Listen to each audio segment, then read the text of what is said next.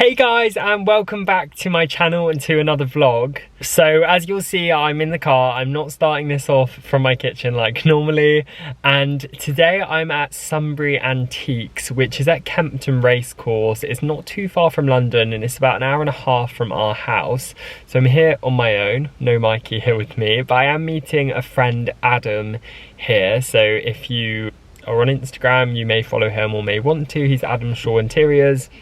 And yeah, we met through Instagram, so it's been really nice to get to know him, and we're gonna come, or he's gonna come here and meet me. He's a bit stuck in traffic, so I'm gonna go ahead and have a wander, but just looking for a few pieces for us in our house and then a few pieces for some projects I'm working on for clients as well, so that should be fun. Normally you can come to Sunbury Antiques from about 6:30 in the morning, and I think it's £5 and you get like early entry, so you get to access a lot more of the antiques, but there's nothing that I'm really after, so thought we'd just come a bit later in the day. So it's now just gone 10, so we'll have a moot and then gonna grab a bit of lunch, and I'll obviously show you everything that I pick up, but thought it would be useful for those of you who love the antique kind of collected look. I know a lot of interior designers now use antiques in their pieces, in their designs, especially with movements into sustainability and thinking a bit more consciously when designing a room. So thought is something that a lot of you might like to have a look at as well. I'll show you around, show you some of the bargains, show you some of the more expensive pieces, and just to give you a bit more of an idea of what you can expect when you come here, because I do go to quite a few, but I know that when I went to my first antiques fair, I was a bit blindsided by kind of what it was and how to approach it. Actually, also, whilst on the subject of like antiques and style and stuff, I know that's a really big style right now, and I'm certainly collecting more antique pieces for our home, but we've actually been talking a lot in the last sort of month or so about moving. Sad. And I know that came up in my assumptions video as well, so a lot of people assuming that we'll be moving soon, which I think is probably going to be right. Which I don't know how I feel about. I feel like anxious, I think, at the thought of moving. I love our home and we're still not finished with it, so that's a bit of a weird feeling because there's still quite a lot of jobs to do, like smaller jobs like getting curtains and accessorizing some pieces of furniture, and then some bigger jobs like some bigger decorating jobs, some things to the garden that we'll need to get trades out for. But yeah, it's kind of difficult knowing how to approach those things, but I think I don't want to like cut our time there short or make it bad. So I'm going to carry on as if we're going to live there forever.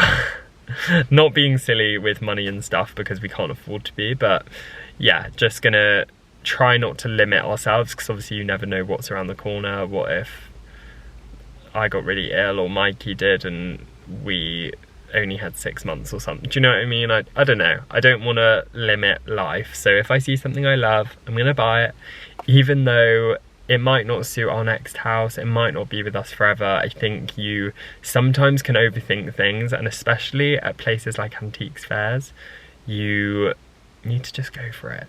I don't think it's worth not. Do you know what I mean? Like I have so many things, whether it's antique clothes in the sale, anything that I didn't get, and then I really regretted it because it sold out and I couldn't get my hands on it. So yeah, going in with an open mind and an open heart to bringing new furniture in our home and life, whether it's for hopefully forever, but if it's for 6 months and it doesn't suit our next property, then we'll make sure it goes to a good home, and but I'm sure it will. I've got quite a timeless style, so yeah. Going to stop blabbering and get in there now.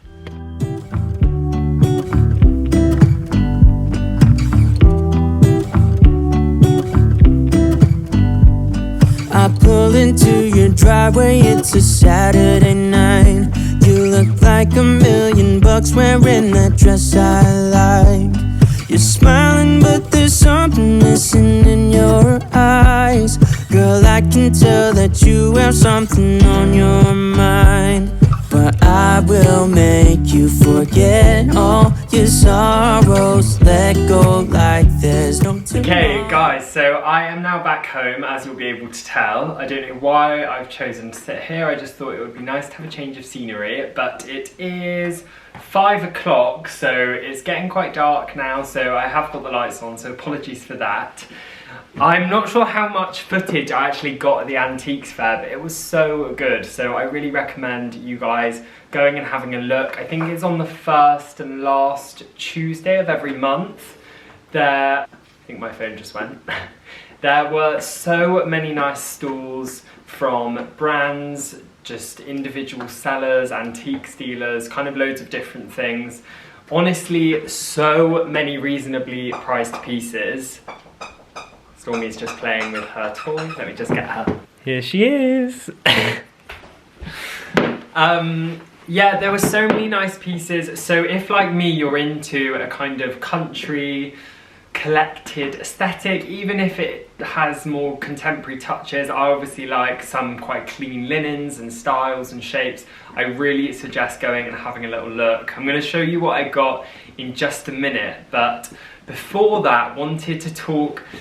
Oh, there she goes to have a fight with Ziggy. But before I go into that, I actually just wanted to talk a little bit about finding a style that suits you and your home and your life. Interestingly, when I was on the drive to and from the Antiques Fair, I was listening to the Great Indoors podcast, which if you don't, I really suggest giving a listen to. It's with Sophie Robinson and Kate Watson-Smythe, Mad About the House, you might know her as on Instagram, and they go into all things interiors, from decorating your home, design crimes, colour, pattern, mood, all of those things. And I listened to one of their podcasts with Lawrence Llewellyn-Bowen, who I'm sure everyone knows is the very famous interior designer who kind of started on changing rooms in the 90s and is now known for having a really maximalist, throw everything at it kind of attitude to interiors. And although that isn't necessarily a style that I go for, I think there's definitely... I don't know what the word is, but there's definitely, of course, he's very talented, a lot of wisdom in everything he says, and I think his lessons and his guidings, I grew up watching those kind of programs on TV, and also grew up in a very different era when minimalism and all of those kind of modern movements were in, flat pack furniture, all of those things. So I think I have a blend of those aesthetics, but I think it's really important before you think about like antiquing, furniture shopping, decorating, any of those things, to really know what your style is and also what your home's style is. So even though Lawrence was saying in this interview, you have a style and you can kind of be the odd house out and that's a great thing, I really believe in decorating to the period and the design choices the architect of your property gave it. So we live in a small cottage, so for me, kind of pushing the boat out is thinking of clever storage solutions that are still kind of timeless and in keeping, but also have modern touches to them, and adding warmth and texture that would have been in kind of a cottage and that feels like it's referencing the surrounding nature, but that isn't too old worldy. So like cladding our ceiling, I've just done a part of it and it's with quite a modern, quite a warm oak, whereas in here I have a white ceiling with kind of older beams. It's just all about balance, and I think I've really recently learned exactly what my style is, and I know I've spoken about that a lot on Instagram, but it's definitely a quite calm, restful palette with a lot of earthy colours like you'll see here. There's everything pretty much is inspired by nature, so I know that when I go shopping, I know what I love and I know what inspires me and I know what will work in my house, and that might not be the same in my next house. And even though I think things like these kind of natural wood textures and certain styles of lamps I will carry with me forever, it might be done in a slightly more simplistic or maximalist way dependent on the property we go for. So I think it's really important to understand that when you are going shopping, so that you're kind of not wasting money or time, and just defining your style in like 2 or 3 words is really helpful. And for me, having like designers that you look up to, or just images that you really look at and find inspiring, and also understanding what isn't going to work in your house. So I find certain things really inspiring, like really heavy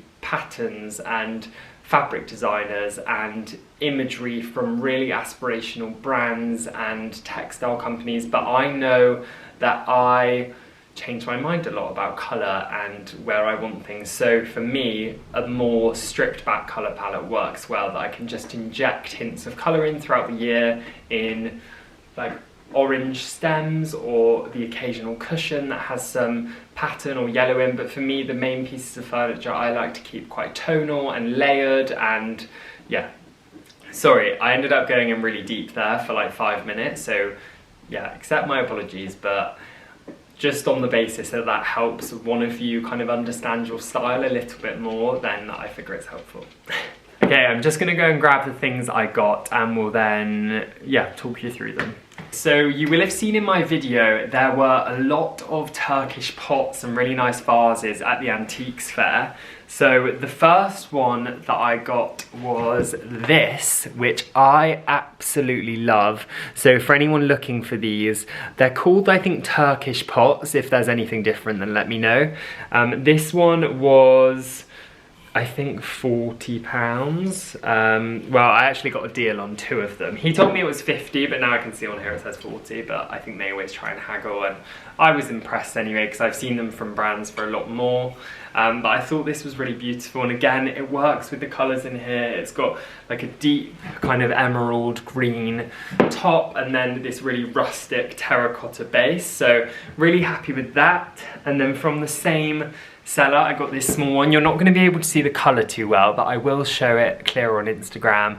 This one was about 15 quid, so it worked out to be £55 for the 2, which I was rather happy with, and I thought as a pair they would look really nice. And honestly, by buying these, it's so much cheaper than going to somewhere like Zara that sell drugs similar like this, and it's also better for the environment because they're already there, they're not being like reproduced in like China or something, and they handmade, they're completely unique. Like this one has things like glaze dripping going down, and I just think it's got a really lovely like textural feeling that in a more simple home like mine, this with like a big branch or a stem in on a console behind the sofa, I think is going to add a really nice warm and homely touch. Also, on the word homely, I don't know if anyone who's American watches my channel, I think a few do. Could you please let me know what homely means in American? Because in England, homely is a good word. Like homely means like salt of the earth, family. You're gonna go in, you're gonna get a cup of tea and some scones and some biscuits, that kind of vibe, which is something I want to have. I think in America you say homie, which in England means like, yo, sup, homie? I don't know, let me know, please, because I'm always worried with what I'm saying. Okay, and then the only other thing that I picked up, which I am obsessed with, is this wooden stool. It's kind of like a milking stool, but it's round. I'm not sure what you call that. But look how much texture it has, and I absolutely love the colour as well. It's obviously an antique, it's got like the nails and stuff in, but it's a really warm colour. It works perfectly with our coffee table, this console, all of those kind of rustic wood tones I have, which I know I will continue to love and I will take with us if we end up in a more contemporary apartment in Bath or in London, or if we have a rustic farmhouse. I know these kind of wood textures will be my style for a long time, so I know that I can buy this and say that I will be keeping it confidently. And this was only £50, so you see similar things to this again on like Zara Home, places like Neptune, and they're honestly hundreds. So for £50 I'm really happy with this. And let me actually show you the stool I have from Neptune that's really similar, just so you can kind of compare the two.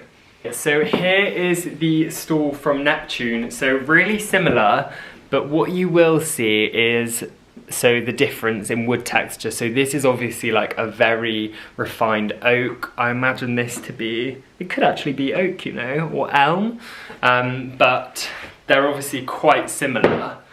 you can see one is just antique and one is not. So I really love both. I love this one from Neptune. I use it a lot. I think this one will now probably live in my bathroom because I've wanted a little side table there for a candle or a cocktail.